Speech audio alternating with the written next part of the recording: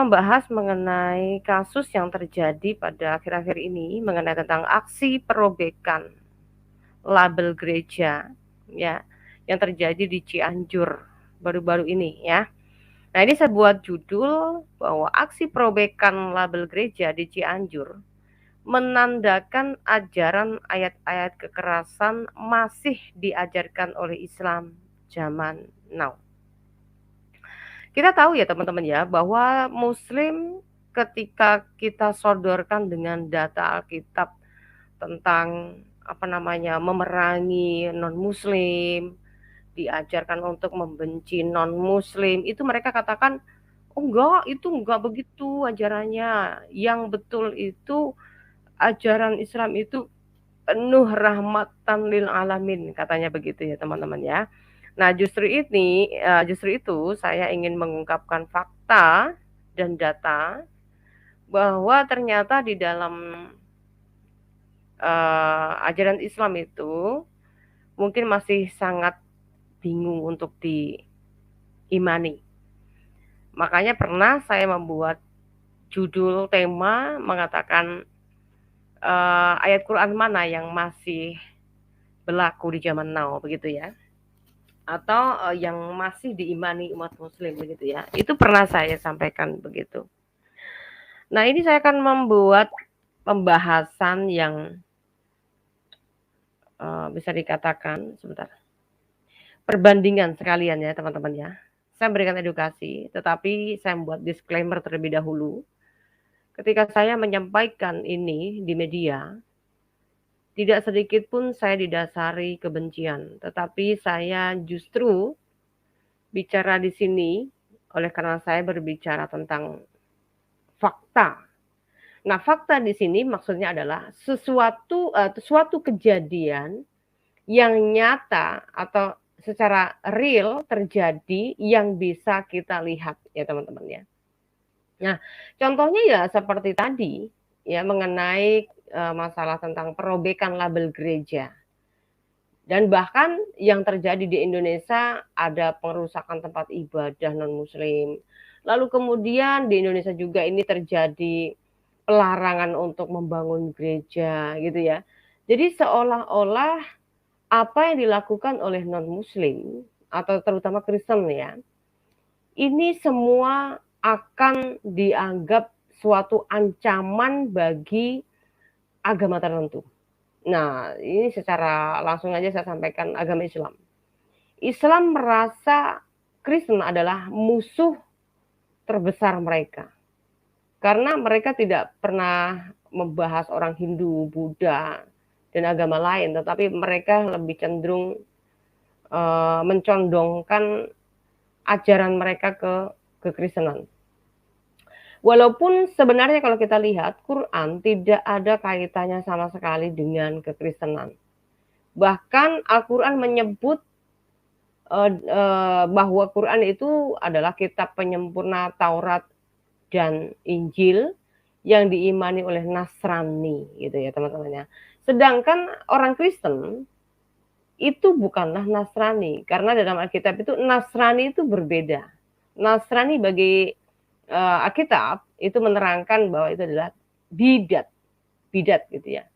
Jadi bukan kekristenan. Arti bidat adalah pengajaran yang berbeda dari apa yang diajarkan oleh Yesus dan yang diberikan kepada murid-muridnya begitu ya.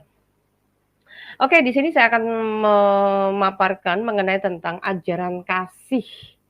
Mungkin dari dua sisi ya, dalam versi Islam maupun di dalam versi kekristenan.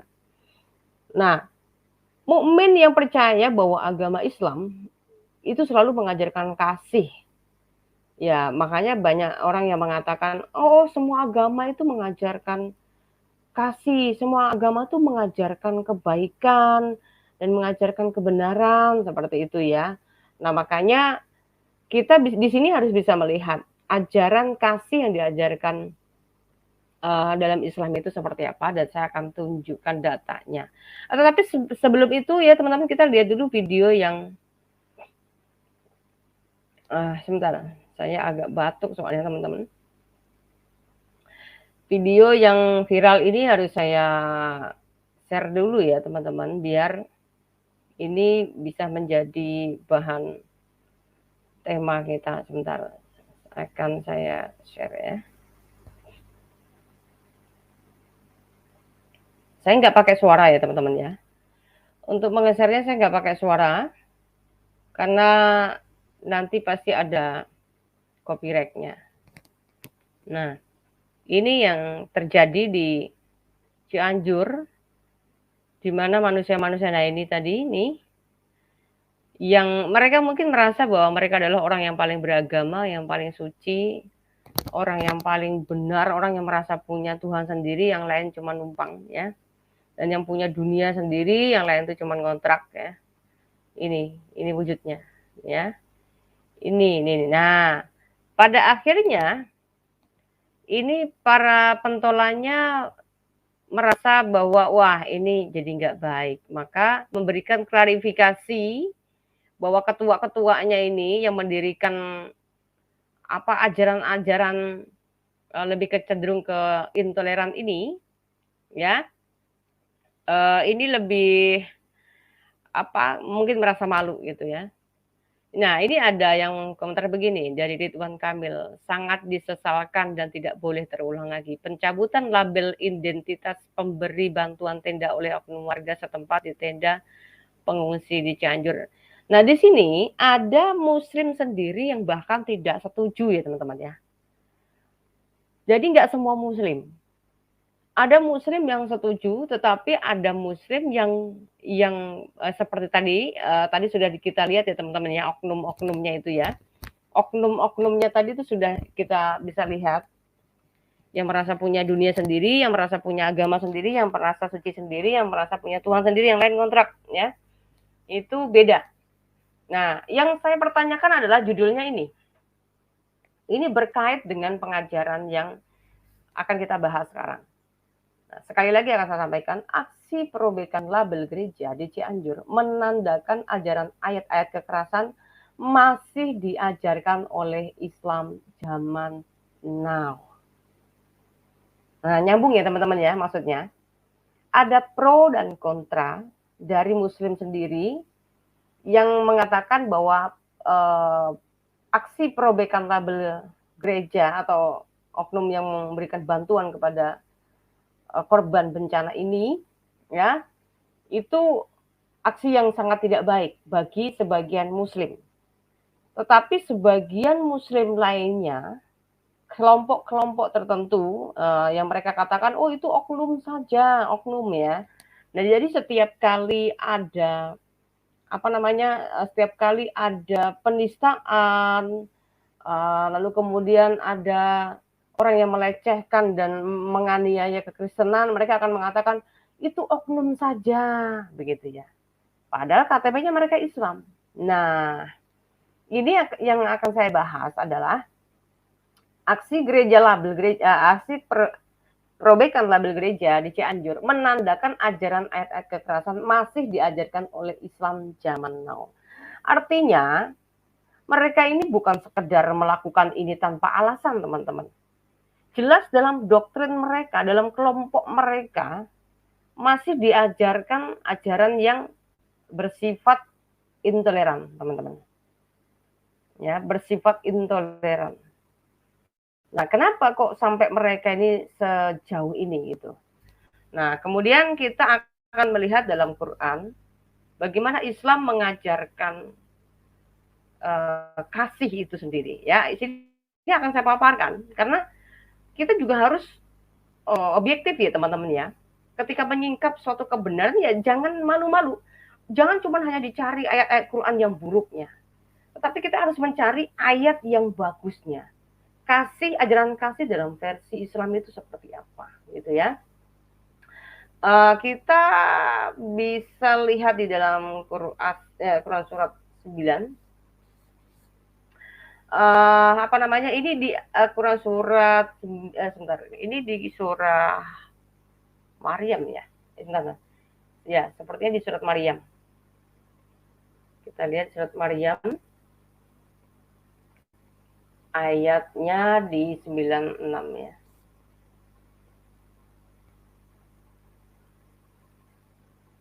Kita lihat dulu. Nah, ini.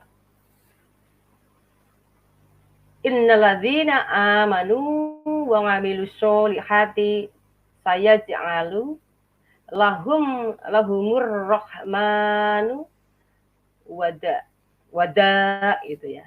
Wada itu panjang. Artinya sesungguhnya bagi orang-orang yang beriman dan beramal saleh, Allah yang Maha Pengasih akan menanamkan rasa cinta dalam hati mereka. Nah, ini dalam versi terjemahan Kemenak ya. Nah, kita lihat dulu dalam versi Quran yang dari Mutiara ya, dari Quran hadis ya. Surat Maryam ayat 96. Memang dalam terjemahan, makanya kalau dibilang kitab original tapi dalam terjemahannya berbeda-beda, ya ini sama aja dodol sebenarnya sih ya. Karena seolah-olah akan menjadi orang itu semakin bingung. Karena nggak mungkin setiap negara itu akan mengandalkan bahasa asingnya itu ya. Walaupun tiap hari ngecuplek ngaji terus, kalau nggak ada terjemahan mana ngerti ya kan. Sesungguhnya orang-orang yang beriman dan beramal saleh, kelak Allah yang Maha Pemurah akan menanamkan dalam hati mereka rasa kasih sayang. Nah, ini adalah ajaran kasih yang diajarkan Islam dalam Quran, ya. Artinya sesungguhnya orang-orang yang beriman dan beramal saleh, kelak Allah yang Maha Pemurah akan menanamkan dalam hati mereka rasa kasih sayang. Nah, cuman bedanya di sini teman-teman, apakah kasih itu ditujukan kepada semua manusia, sesama manusia, atau hanya kepada satu golongan saja? Nah, ini pertanyaannya teman-teman. Nanti akan saya tunjukkan juga dalam ajaran kasih di dalam kekristenan itu seperti apa.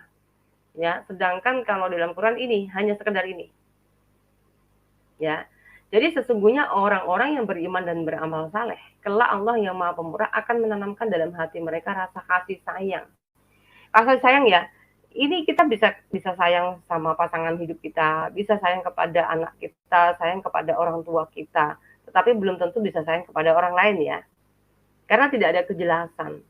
Tidak ada kejelasan secara eksplisit yang mengatakan kasih kepada sesama manusia. Artinya tidak terbatas untuk golongan tertentu. Nah, kalau ini masih bisa dikatakan tergolong terbatas. Nah, ini versi ajaran kasih di dalam Quran ya. Nah, sekali lagi kita harus objektif. Kenapa ada umat Islam yang toleransinya bagus, ada yang bagus, tetapi ada Islam yang mengajarkan keras, fanatik, bahkan kebencian. Nah, apa yang mereka imani? Nah, kalau Islam yang terpaku dengan ajaran ini, dia akan baik, walaupun dalam kalimatnya ini tidak menyebutkan secara gamblang kasih sayang ini kepada siapa ya, karena ayat lain nanti akan bertolak belakang ya teman-teman ya. Nah, contoh ya di ayat yang lain ini akan saya sebutkan contohnya di Quran surat At-Taubah misalkan ya. Misalkan ini.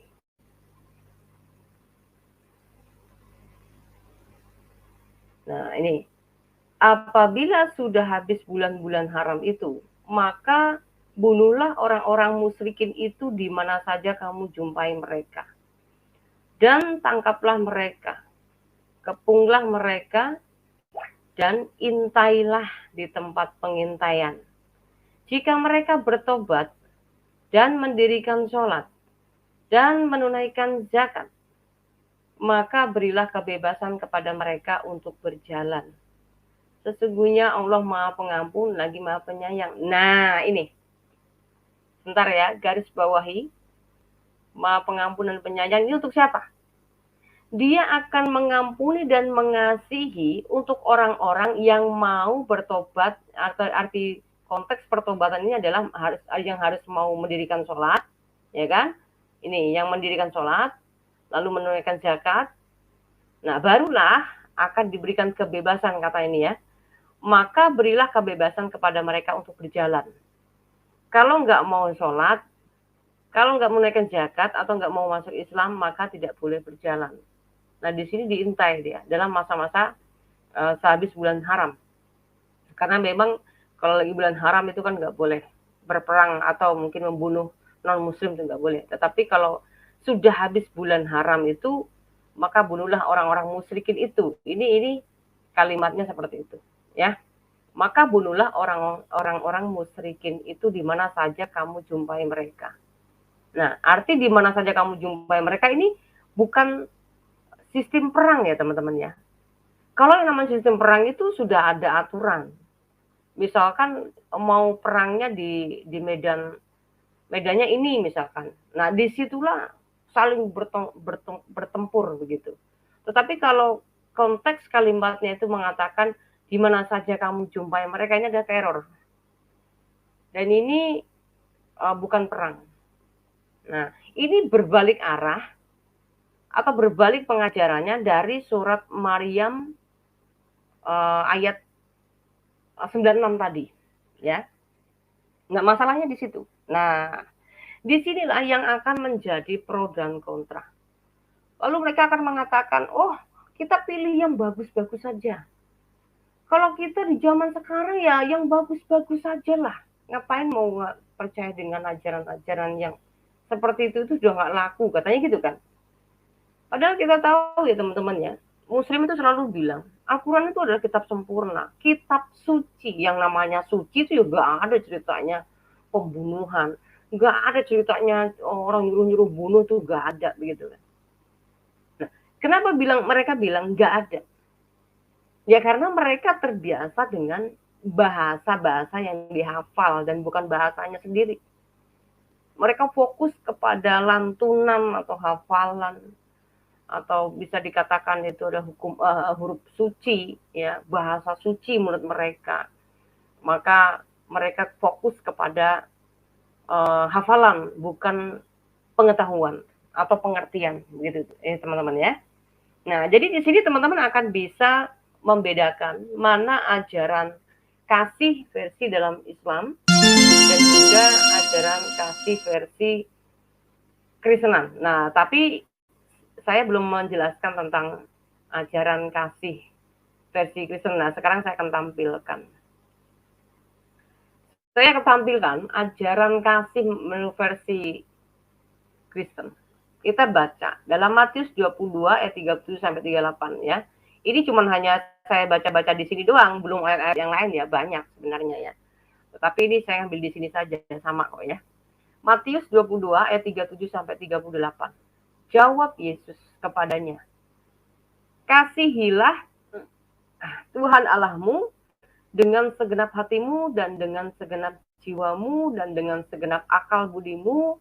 Itulah hukum yang terutama dan yang pertama. Sebentar, ini akan saya berikan penjelasan dulu ya. Penjelasannya adalah kasih kepada Tuhan itu kenapa harus memakai dengan segenap hati, dengan segenap jiwa, dengan akal budi, ya itu kenapa harus seperti itu? Supaya jangan seperti ini tadi. Sebentar, saya akan tunjukkan lagi. Sorry. Harus saya buat perbandingan teman-teman. Agar jangan modelnya maksa seperti ini. Jika mereka bertobat dan mendirikan sholat dan menunaikan zakat, maka berilah kebebasan kepada mereka untuk berjalan. Bukan seperti itu, ya. Ajaran kasih dalam versi Islam dengan ajaran versi Kristen sangat berbeda. Nah, ini yang versi Kristen. Kita untuk mengambil keputusan untuk menyembah Tuhan, itu harus dengan segenap hati kita, harus dengan segenap jiwa kita, harus dengan akal budi kita juga. Arti akal budi ini kenapa, saudara? Artinya mengimani sesuatu nggak bisa dipaksakan, tetapi dengan pengetahuan kita, dengan ketulusan kita, dengan kebebasan kita, kita memilih keyakinan kita. Kita memilih Tuhan kita. Kita memilih sesembahan kita. Begitu teman-teman ya. Beda ya, beda jauh ya. Kemudian lagi nih saya akan tunjukkan hukum yang keduanya. Nah, Ini di ayat ke-39-nya. Dan hukum yang kedua, yang sama dengan itu ialah, kasihilah sesamamu manusia seperti dirimu sendiri. Nah, teman-teman bisa perhatikan nggak ini? Kalau bicara tentang kasihilah kepada sesama manusia seperti dirimu sendiri, artinya ini tidak bicara golongan. Ini tidak bicara hanya ditujukan kepada satu golongan. Maka sebabnya ketika ada bencana alam, ketika ada kesulitan, orang Kristen membantu, itu bukan karena kita mau mengkristenisasikan. Bukan memaksa mereka untuk masuk agama kita dengan menyogok Indomie. Enggak, ya. Tetapi oleh karena dasar hukum inilah yang masih kami imani sampai sekarang, bahwa kami harus mengasihi sesama manusia yang tidak melihat apa agamamu, apa rasmu, apa sukumu, apa warna kulitmu, enggak. Ya. Dan apa agamamu, tidak. Ya, ini untuk kasih kepada sesama. Kita memberikan kasih kepada sesama kita karena kita memiliki Tuhan yang maha kasih dan mengasihi manusia terlebih dahulu. Kasih kepada sesama manusia adalah respon kasih yang sudah diberikan Tuhan kepada kita. Beda ya teman-teman? Beda toh? Beda. Ya, lalu lanjut lagi. Nah, di dalam ayat 40-nya mengatakan, pada kedua hukum inilah tergantung seluruh hukum Taurat dan kitab para nabi. Sekali lagi saya bacakan. Pada kedua hukum inilah tergantung seluruh hukum Taurat dan kitab para nabi. Artinya sudah sempurna, teman-teman. Kalau kita sudah mengasihi Tuhan kita dengan segenap hati kita, dengan akal budi kita, dengan kekuatan kita, lalu hukum yang keduanya kasih kepada sesama kita, ini sudah perfect banget, teman-teman. Bahkan Yesus memberikan kesempurnaan, yaitu kasih kepada musuh. Nah, konteks kasih kepada musuh sudah saya berikan penjelasan beberapa waktu lalu, ya. Musuh di sini adalah bukan orang yang tiba-tiba bacokin kita itu sebagai musuh. Beda ini, beda cerita, teman-teman ya. Kalau ada orang bawa golok, ya kita ya harus bisa membela diri dong, ya kan? Nggak bisa dibacok itu diam terus kita ngelihat keluarga kita dibacokin kita diam. Nggak bisa. Ya, itu bukan kasih, bunuh diri namanya, ya. Tetapi yang disebut kasih kepada musuh adalah ketika agama itu yang selalu berusaha untuk menista agama kita, memaksakan ajarannya dengan ajaran kita, itu yang disebut adalah musuh. Tetapi musuh di sini nggak boleh dihalalkan darahnya. Justru nggak boleh dibalas kejahatan dengan kejahatan. Tetapi malah justru kita harus mengasihinya. Nah, kasihnya dengan cara apa, saudara? Dengan cara mendoakannya. Nah, mendoakannya dengan bagaimana, teman? Tuhan, saya mendoakan orang yang jahat itu supaya kena bencana. Jangan, nggak boleh ya. Yang disebut mendoakan artinya kita harus mendoakan yang baik. Kasihilah musuhmu, namanya kasihilah musuhmu ya berarti kita harus mendoakan yang baik, bukan mendoakan yang jahat. Tuhan, balaslah dia dengan setimpal. Nah, itu namanya bukan kasih. Bencilah musuhmu. Ya, itu kalau dalam perjanjian lama. Maka kenapa Yesus menggenapi hukum Taurat dan juga kitab para nabi untuk setiap kita memiliki kesempurnaan di dalam Yesus Kristus. Amin ya saudara ya. Luar biasa nggak teman-teman? Nah, beda cerita dengan apa yang disampaikan di dalam surat Al-Maryam ayat 69 tadi ya teman-teman. 96 tadi ya teman-teman ya. Innal ladzina amanu wa 'amilus sholihati sayaj'alu lahumur rahmana wadda. Ya. Ini mengatakan sesungguhnya bagi orang-orang yang beriman dan beramal saleh, ya, dalam kurung Allah, yang Maha Pengasih akan menanamkan rasa cinta dalam hati mereka. Ya, karena dalam hati mereka, ini pun dalam kurung rasa cinta mereka, akan menanamkan rasa cinta mereka. Nah, karena kalau cinta saja sama mereka ini nggak jelas ada penunjuknya, maka tidak bisa dianggap sempurna seperti halnya ajaran yang diberikan oleh kitab Musa sampai kepada Yesus.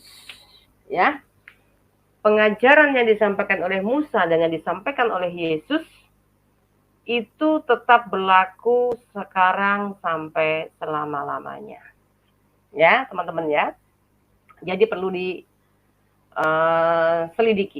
Lalu kemudian sekali lagi saya akan menunjuk lagi, kalau misalkan di dalam Islam ada ajaran kasih yang bisa dikatakan kasihnya itu melebihi kasih seperti kita, maka kita juga harus mempertanyakan lagi dengan data ini ya teman-teman. Sebentar, akan saya tunjukkan lagi data ini untuk dipertanyakan.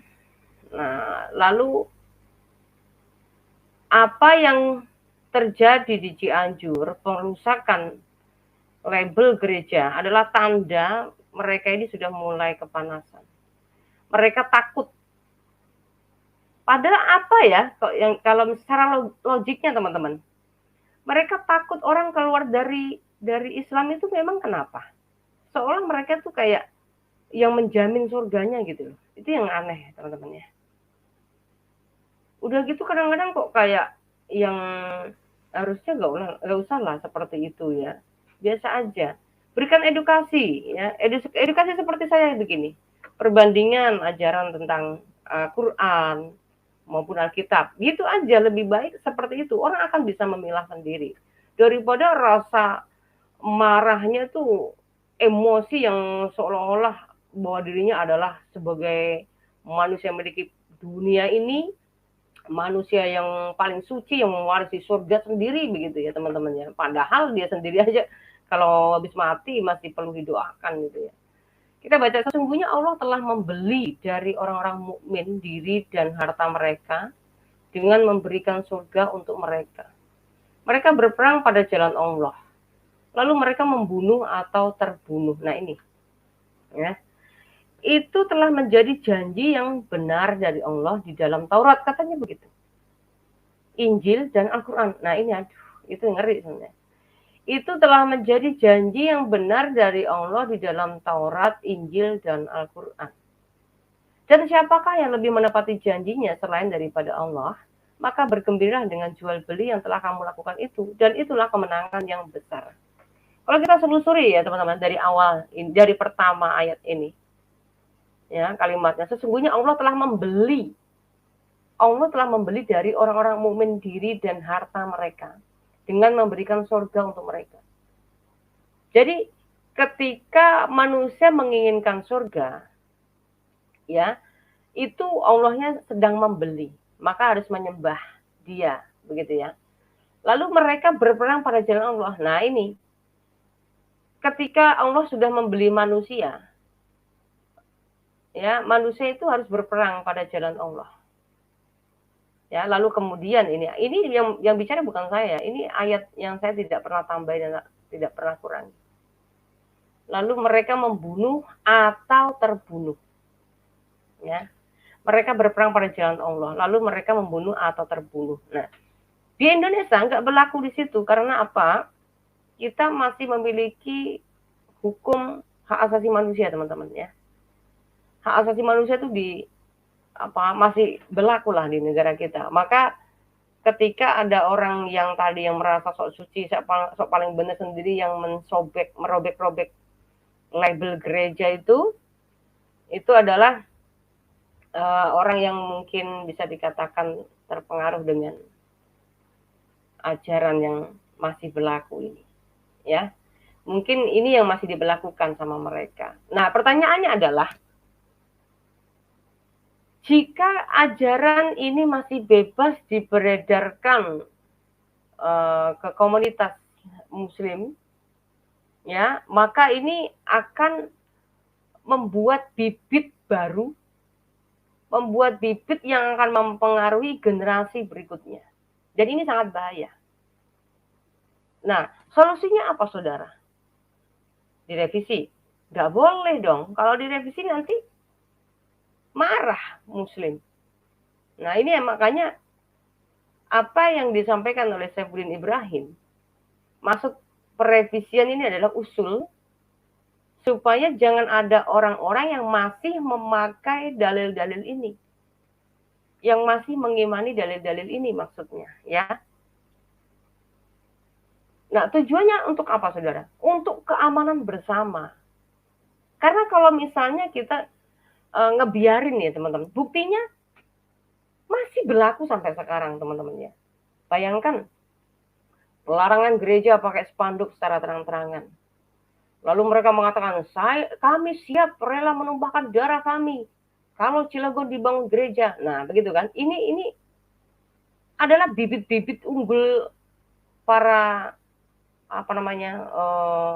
perusak NKRI, teman-teman. Ya. Orang-orang yang masih menggunakan data-data Quran yang seperti ini sangat bahaya sekali karena mereka tidak berusaha untuk bagaimana caranya jangan diimani begitu. Ya, karena Al-Qur'an itu kan kalau misalkan membaca kan katanya harus lihat asbabun nuzulnya, harus lihat tafsirnya begitu, teman-teman ya. Nah, tetapi pada kenyataannya dalam komunitas tersebut ini bukan cuma di satu tempat ya, teman-teman. Komunitas ini banyak sekali mempengaruhi banyak umat Islam di Indonesia kita, sehingga mereka menerima pengajaran itu tidak peduli dengan tafsir, tidak peduli dengan yang namanya asbabun nuzul, pokoknya semua ditelan mentah. Nah, apa jadinya kalau Quran ini semuanya diterima apa adanya semuanya? Nah, itu maksudnya. Makanya kenapa ada usul-usul untuk perevisian, itu tujuannya untuk kebaikan. Tetapi kalau direvisi juga kan itu namanya berarti sudah merasa bahwa mereka, waduh ini masa kitab suci mau direvisi begitu ya. Nah, beda dengan pengajaran Alkitab lagi, teman-teman. Sekali lagi yang saya sampaikan, Alkitab itu sudah jelas ada yang namanya perjanjian lama dan perjanjian baru. Ada keterangan-keterangan ya yang jelas. Kenapa ada Taurat, lalu kemudian menyusul ke Injil? Ini apa maksudnya? Nah, orang Kristen harus paham di sini. Makanya ketika mereka mengatakan, Fatimah, kamu itu nggak tahu ya, dalam perjanjian lama nih, kamu baca nih, lebih sadisan mana, gitu ya. Kita orang Kristen sangat tahu persis. Oleh sebab itu, orang-orang yang masih di bawah hukum Taurat, mereka hanya dikejar-kejar oleh dosa. Karena ketika mereka akan sempurna melakukan hukum Taurat, tidak mampu. Karena mereka sudah terkontaminasi dengan yang namanya dosa. Dan akibat dosa itu, teman-teman, merusak jiwa pikiran manusia. Sehingga terjadilah suatu kejahatan yang merajalela. Maksudnya bukan merajalela, ya. Sehingga terjadilah pembunuhan massal, kanibal, lalu kemudian perzinahan, dan banyak macam-macamnya. Kita sudah melihat akibat dosa itu sehancur-hancurnya itu di dalam perjanjian lama, saudara. Ya, nah kemudian kasih karunia itu datang. Nah, kasih karunia itu di mana, saudara? Kasih karunia itu jelas itu datang dari Yesus Kristus. Ini berapa kali saya utarakan, ya. Nah, kita lihat datanya ya. Kenapa mesti harus ada Taurat dan Injil? Nah, Muslim sendiri juga percaya. Kenapa harus ada Taurat dan Injil? Ya kan? Nah, kalau kami jelas ada runutan sejarah. Sudah pernah saya sampaikan, Taurat dan Injil itu berkesinambungan. Arti berkesinambungan ini maksudnya begini, teman-teman.